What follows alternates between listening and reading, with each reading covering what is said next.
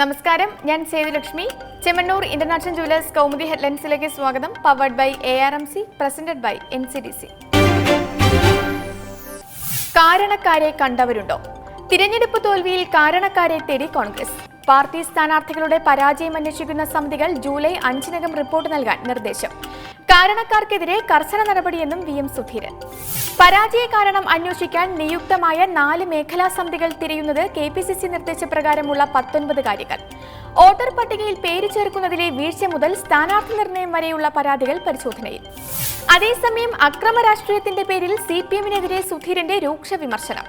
ഭരണത്തിന്റെ മറവിൽ അക്രമികൾക്ക് സംരക്ഷണം നൽകുന്ന സമീപനമാണ് മുഖ്യമന്ത്രി സ്വീകരിക്കുന്നതെന്നും KPCC അധ്യക്ഷൻ.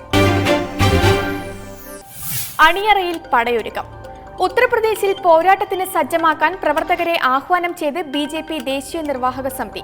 വികസന രാഷ്ട്രീയത്തോടൊപ്പം ഹിന്ദുത്വ അജണ്ടയും പയറ്റണമെന്ന് യോഗത്തിൽ പൊതുവികാരം.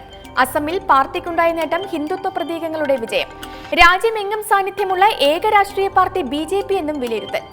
നേതാക്കൾക്ക് 7 പെരുമാറ്റച്ചട്ടവുമായി പ്രധാനമന്ത്രി നരേന്ദ്രമോദി. ഭരണാധികാരത്തെ കയ്യൂക്കായി കാണരുത്. മുദ്രാവാക്യം കൊണ്ട് മാത്രം ജനങ്ങൾ സന്തുഷ്ടരാകില്ല. ജനസേവനമായിരിക്കണം മുഖ്യ ലക്ഷ്യമെന്നും നേതൃത്വത്തിന് മോദിയുടെ ഉപദേശം. BJP ശക്തി പ്രാപിച്ച കാലഘട്ടം സമൂഹ നന്മയ്ക്കായി ഉപയോഗിക്കണമെന്നും പ്രധാനമന്ത്രി. കേരളത്തിൽ BJP രണ്ടാം ശക്തിയാകണമെന്ന് ദേശീയ അധ്യക്ഷൻ അമിത്ഷാ.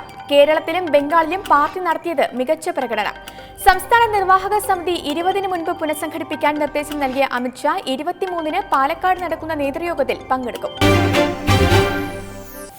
ആരായിരുന്നു ആ യുവതി? പെരുമ്പാവൂർ കൊലക്കേസിൽ ജിഷയുടെ പരിചയക്കാരിയായ അജ്ഞാത യുവതിയിലേക്ക് കൂടി അന്വേഷണം വ്യാപിപ്പിച്ച് പോലീസ് സംഘം.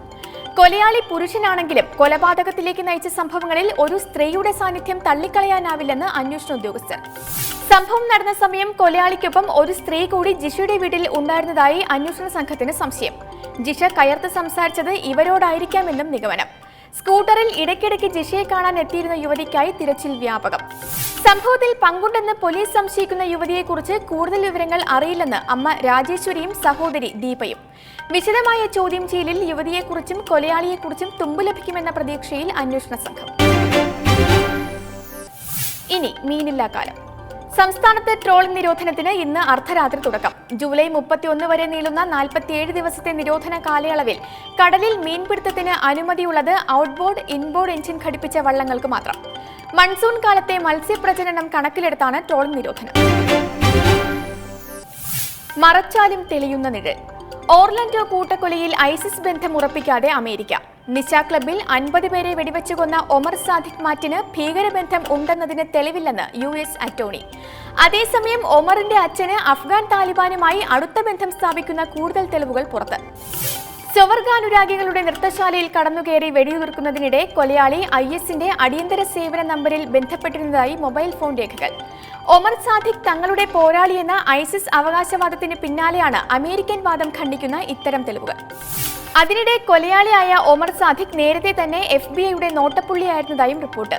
ഭീകരബന്ധം സംശയിച്ച് 2013-ലും 2014-ലും ഇയാളെ ചോദ്യം ചെയ്തെങ്കിലും തെളിവില്ലാത്തതിനാൽ വിട്ടയക്കുകയായിരുന്നു. ഓർലൻഡോയിലെ ക്ലബിൽ അമേരിക്കയെ ഞെട്ടിച്ച് ഞായറാഴ്ച പുലർച്ചെ നടന്ന ആക്രമണത്തിൽ കൊല്ലപ്പെട്ടത് 50 പേർ. Chemmanur international jewellers Kaumudi headlines powered by ARMC, presented by NCDC സമാപിക്കുന്നു. അടുത്ത ഹെഡ്ലൈൻസ് 1 മണിക്കൂറിന് ശേഷം. നമസ്കാരം.